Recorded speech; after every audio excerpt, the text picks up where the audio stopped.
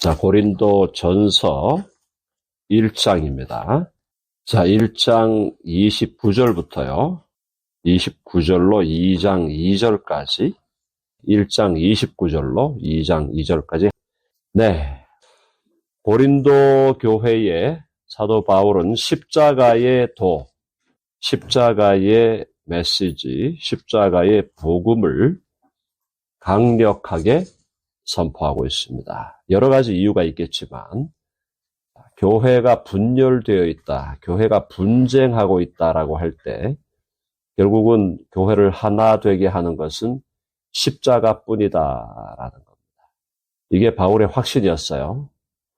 다른 이야기를 하는 것, 야 싸우지 마라, 야 서로 용서해라, 뭐 이런저런 얘기 다 할 수 있지만 그것보다 더 중요한 얘기는 다시 십자가로 돌아가야 된다. Back to basics죠. 다시 십자가로 돌아가야 돼. 십자가 앞에 서는 순간에 모든 사람들은 입을 닫게 되어 있습니다. 왜 그럴까요? 십자가는 무엇을 보여주는 것입니까? 너나 나나 다 똑같은 죄인이다라는 걸 보여주는 겁니다. 십자가 앞에 섰을 때 그 십자가를 나의 십자가로 받아들인 사람이라면 너도 나도 다 죄인이다 라는 걸 인정하지 않을 수 없다는 것이죠. 그러면 분쟁을 그칠 수 있는 단초를 얻게 되는 것입니다. 또 십자가 앞에 서게 되면은 어떤 일이 벌어질까요? 예수 그리스도가 모든 죄인을 위해서 자신의 몸을 들이셨다는 겁니다. 죄인을 사랑하시는 예수 그리스도를 만나게 되는 것이죠. 자, 죄인을 사랑하시는 예수 그리스도, 하나님의 아들이신 그분이 자신의 몸을 버리신 것을 다시 한번 확인한다면 내가 현재 싸우고 있는 형제와 자매들에 대한 사랑을 다시 한번 우리는 결단할 수 있게 된다는 것입니다. 자, 예수님이 저 사람을 사랑했는데 내가 저 사람을 사랑하지 못할 이유가 없다는 것이죠. 예수님이 저 사람을 받아들이고 용서하시고 품어 주셨다면 나 또한 저 사람을 받아들이고 용서하고 품어야 하는 것은 너무나 당연한 것임을 깨닫게 되는 것입니다. 사랑하는 여러분, 십자가 앞에 서면 우리가 용서할 수 없는 인간이 없다는 걸 알게 되고 우리가 거부할 수 있는 인간이 없다는 것을 알게 되는 것입니다.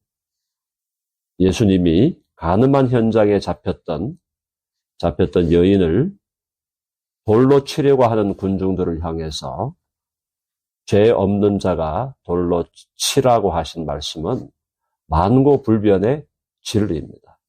어느 누구도 엄밀한 의미에서 우리의 정죄의 대상이 되거나 우리의 미움의 대상이 될 수가 없다는 것이죠.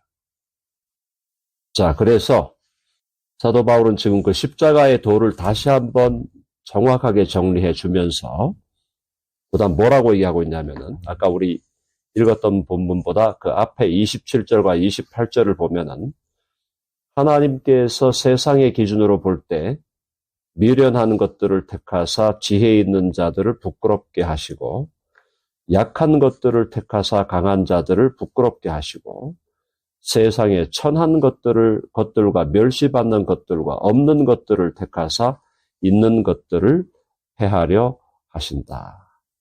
어떻게 보면은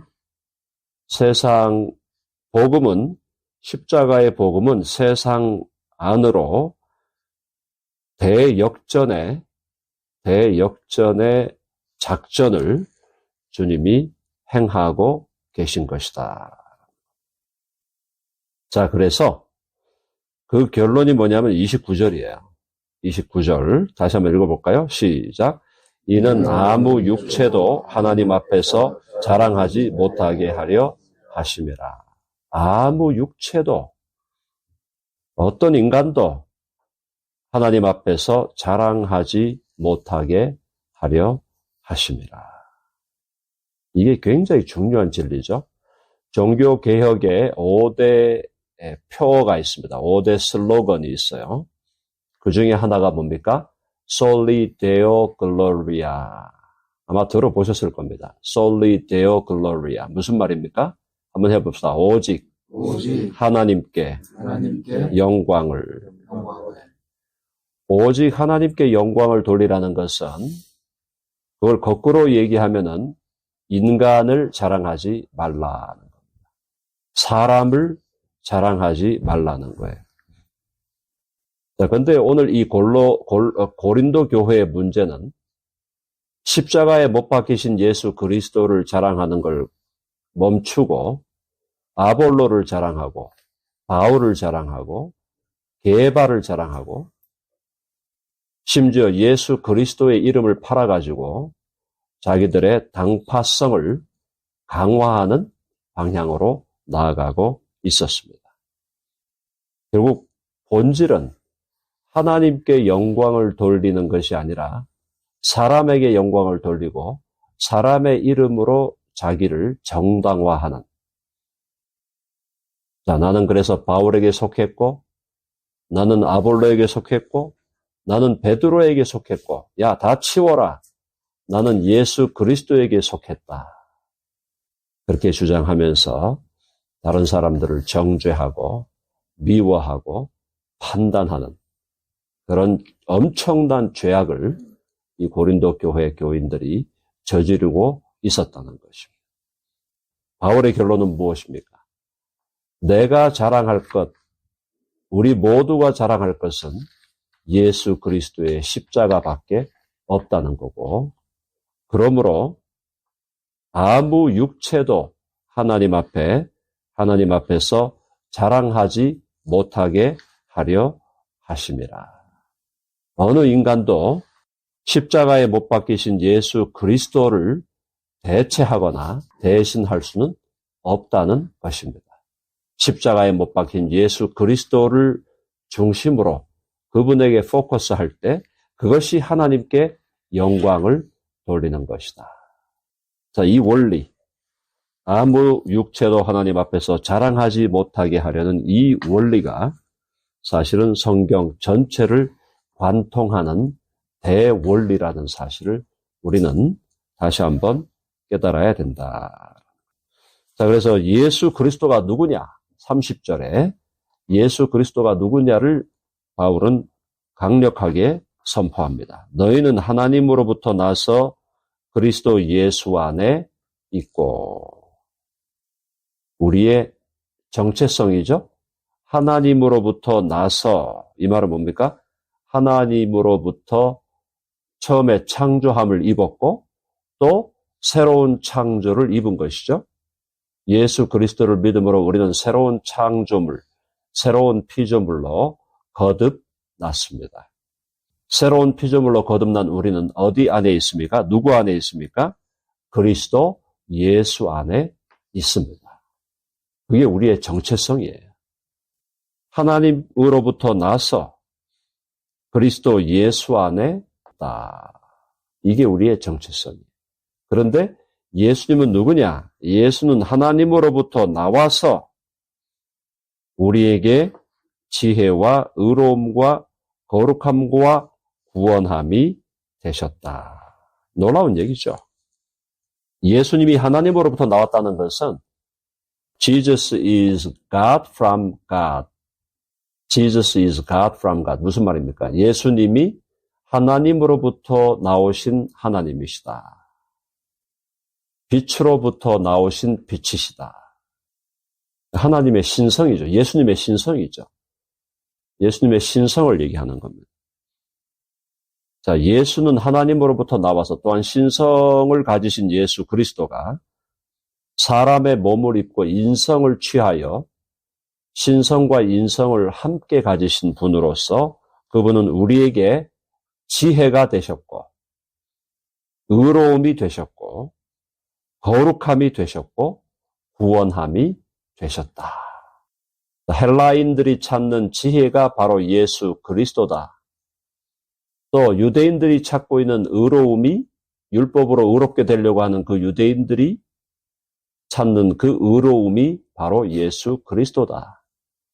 그리고 모든 종교인들이 찾고 있는 거룩함, 정결함, 그것이 예수 그리스도고, 그리고 모든 인간이 지금 찾으려고 하는, 구하려고 하는 그 구원이 바로 예수 그리스도다. 여러분 아멘 하시죠?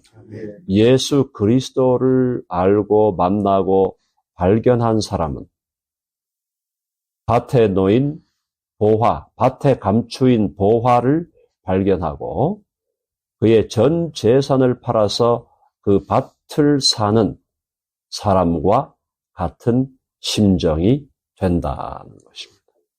왜? 예수 그리스도가 가장 보배롭고 가장 보화로운, 가장 놀라운, 가장 값비싼, 가장 존귀한 분이심을 발견하기 때문에 예수 그리스도만이 나의 지혜요, 예수 그리스도만이 내가 내세울 수 있는 의로움이요, 예수 그리스도만이 나를 거룩하게 하시는 분이고 또 나의 거룩하심이 되시고 예수 그리스도가 나의 구원함이 된다는 걸 바르게 깨달은 사람은 예수 그리스도를 위해서 나의 인생을 드리기를 전혀 아까워하지 아니하고 도리어 자랑스럽게 여길 수밖에 없다는 것입니다.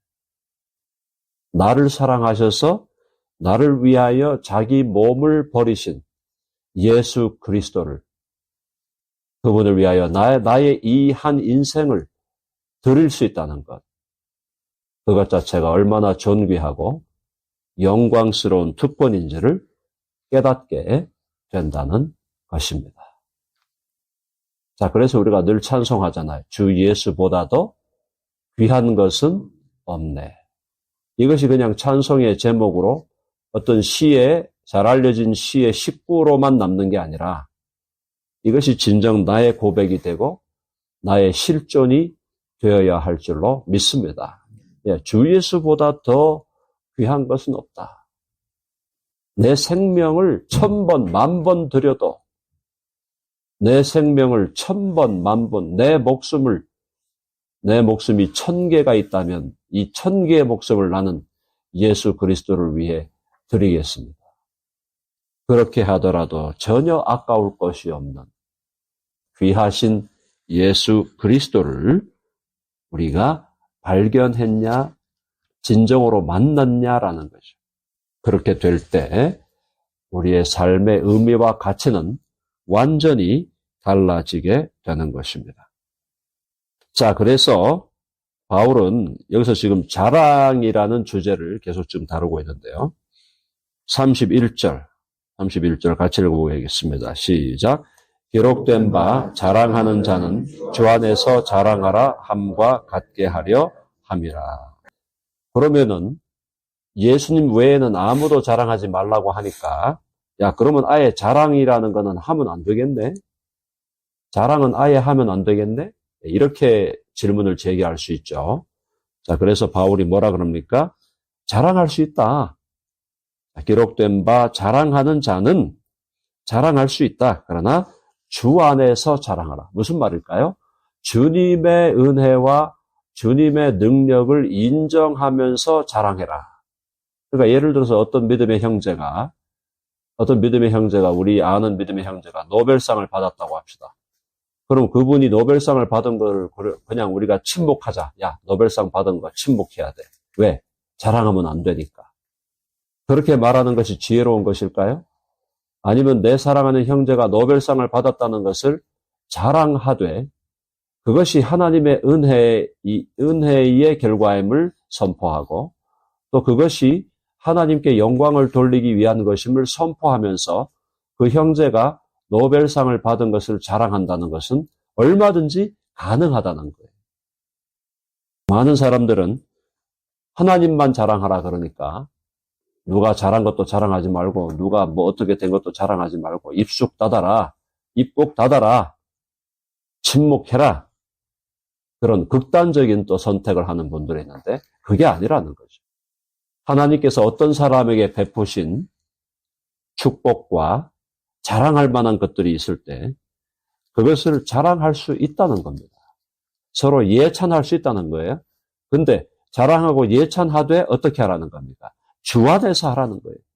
주님의 은혜를 인정하고 주님이 그에게 베푸신 그 덕을 높이면서 주님의 이름을 함께 높여드리면서 그 사람을, 그 형제를 축하하고 자랑해 주라는 것입니다. 자, 그래서 기록된 바 자랑하는 자는 주 안에서 자랑하라. 어떤 자매님이 암에 걸려서 암으로 엄청난 고통을 당하다가 하나님의 은혜로 기적적으로 나음을 입었다고 합시다. 그분이 기적적으로 나음을 입은 그것에 대해서 야, 자랑하면 안 돼. 입담으로 침묵. 그게 정말 그리스도인다운 자세일까요? 아니라는 거예요. 얼마든지 자랑할 수 있습니다. 암이 나았대. 암이 기적적으로 암에서부터 치료함을 받았대. 할렐루야. 하나님께서 그를 고쳐주신 거야. 맞아. 축하합니다. 정말 기쁩니다. 그렇게 자랑하고 축하할 수 있다라는 거예요. 그걸 극단적인 생각으로 사람에 대해서는 전혀 얘기하지 말라. 그것이 너무나 얼마나 어리석은 것인가 하는 거다. 자, 2장으로 넘어가. 그래서 바울은 십자가에 못 박히신 그리스도 외에는 자랑하지 않겠다. 이걸 이제 얘기하는 거죠. 2장 1절. 형제들아, 내가 너희에게 나아가 하나님의 증거를 전할 때, 여기서 하나님의 증거가 다른 성경 사본들에서는 비밀이라고 쓰여 있다고 밑에 주가 나와 있습니다. 하나님의 증거라고 하든 하나님 비밀이라고 하든 큰 의미가 달라지진 않는데요. 자, 내가 너희에게 나아가, 여기서 너희는 고린도 교회입니다. 내가 고린도 교회의 형제들에게 나아가서 하나님의 증거, 하나님의 비밀, 또 다른 말로 하면 하나님의 복음입니다. 복음이 비밀이에요. 하나님의 복음을 전할 때에 말과 지혜의 아름다운 것으로 아니하였다. 말과 지혜, 사람의 말과 사람의 지혜로 하려고 하지 않았다. 그러니까 이것이 나의 관심이 아니었다는 거죠. 바울은 복음을 증거할 때 나의 말솜씨와 또 내가 갖고 있는 어떤 인간적인 지혜로 복음을 전하려고 하지 않았다는 것입니다. 자, 그에게 과연 말솜씨가 없었거나 그에게 어떤 지혜가 없었다고는 말할 수 없겠죠. 바울이 그만큼 배운 사람이었고 또 그만큼 교육을 받은 사람이었기 때문에 그의 말솜씨와 그의 지혜가 일반 사람들보다는 뛰어났다고 밖에 말할 수 없죠. 우리가 지금 바울이 성경을 기록해 놓은 걸 봐도 그가 과연 훌륭한 라이터였고 훌륭한 지혜자였다는 걸 알 수 있습니다. 근데 바울이 그걸 의지하지 않았다는 거예요. 그걸 의지하지 않았다는 거죠. 그것을 의지하지 않고 하나님의 능력을 의지했다는 거죠. 무슨 말입니까? 내가 복음을 전할 때 성령께서 역사하시기를 바라고 기도했다. 성령께서 역사하셔야 된다. 그것이 본질이라는 거예요. 자, 그래서 2절에 보니까 2절 다 같이 한번 더 읽어봅니다. 시작. 내가 너희 중에서 예수 그리스도와 그가 십자가에 못 박히신 것 외에는 아무것도 알지 아니하기로 작정하였으나. 소크라테스와 플라톤과 아리스토텔레스가 뭔 얘기를 했나? 이런 얘기로 시작하지 않았다는 얘기죠. 자, 그들에게 고린도 교회의 성도들에게 바울이 전하려고 했던 또 바울이 전했던 메시지의 핵심은 예수 그리스도 그리고 그가 십자가에 못 박히신 것밖에 없었다. 그러니까 이게 지금 바울이 얼마나 본질에 충실했는지를 알 수 있는 거죠. 바울이 얼마나 본질에 충실했는가. 예수 그리스도를 전하고 그리고 그분이 십자가에 못 박힌 것 외에는 아무것도 알지 아니하기로 작정하였다. 왜냐하면 예수 그리스도를 전하지 않고 예수 그리스도의 그리스도가 십자가에 못 박힌 것 외에 다른 걸 전하다 보면 자꾸 비본질로 흐를 수가 있다는 겁니다.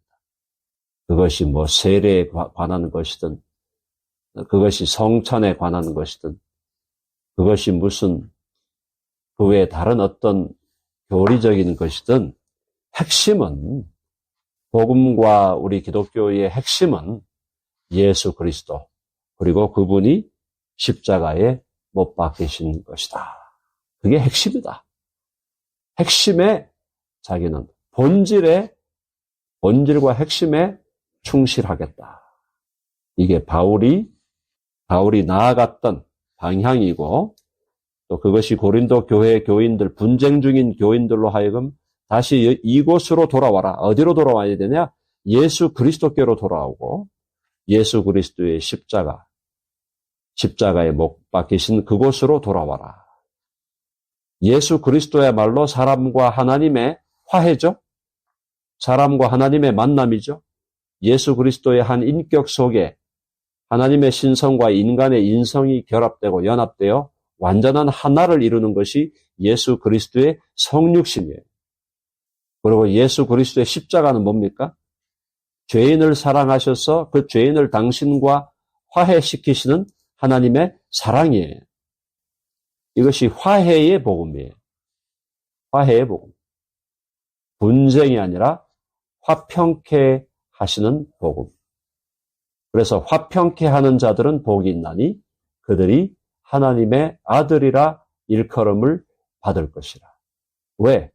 하나님의 그 아들, 하나님의 영원하신 아들, 그 예수 그리스도가 피스메이커로 오신 분이고, 그 예수 그리스도를 따르는 사람들은 당연히 피스메이킹 하는 삶을 살아갈 수밖에 없다는 것입니다. 그러니까 교회가 서로 분쟁하고 있었다는 것은 예수 그리스도의 존재와 예수 그리스도의 사역에 완전히 정반대의 삶을 살아가고 있었던 거예요. 예수님은 하나님과 사람의 화해였고 하나님과 죄인의 화해였는데 예수를 믿는다고 하는 사람들이 모여가지고 사람의 이름을 들이대면서 서로 분쟁하고 있었다는 것은 사도 바울이 볼 때는 완전히 예수 그리스도와 하나님의 정면으로 반대하는 삶을 살고 있었다. 자, 그래서 사도 바울은 내가 너희 중에서 예수 그리스도와 하나님과 사람의 화해, 또 그의 십자가에 못 박히신 것, 하나님과 죄인의 화해, 그 화해를 이루신 그 하나님의 그 예수 그리스도의 놀라운 사역 외에는, 존재와 사역 외에는 아무것도 알지 아니하기로 작정하였습니다. 우리 교회도 다른 어떤 것보다 예수 그리스도와 하나님의 아들이시면서 우리를 위하여 사람이 되어 오신 예수 그리스도, 그리고 우리와 같은 죄인의 죄를 덮으시고 용서하시고 우리를 하나님과 화해시키기 위해서 당신의 몸을 찢으시고 당신의 살을 찢으시고 당신의 그 보혈의 피를 완전하게 흘려주신, 그리고 십자가 위에서 하나님 아버지로부터 완전히 버리심을 받아 지옥의 고통을 감당해 주신 그 예수 그리스도, 그분만이 우리의 중심이고 그분만이 우리의 자랑이고 그분만이 우리의 대화의 주제가 되어야 할 줄로 믿습니다. 뭐 그렇다고 다른 얘기 하지 말라는 거 아닙니다. 다른 얘기 다 할 수 있는데 중심이 예수 그리스도가 되어야 한다는 것입니다. 예수 그리스도와 그분의 십자가에 못 박히신 것 외에는 아무것도 알지 아니하기로 작정하였다. 이 바울의 정신이 우리의 정신이 되기를 간절히 바랍니다. 네, 기도하십시다.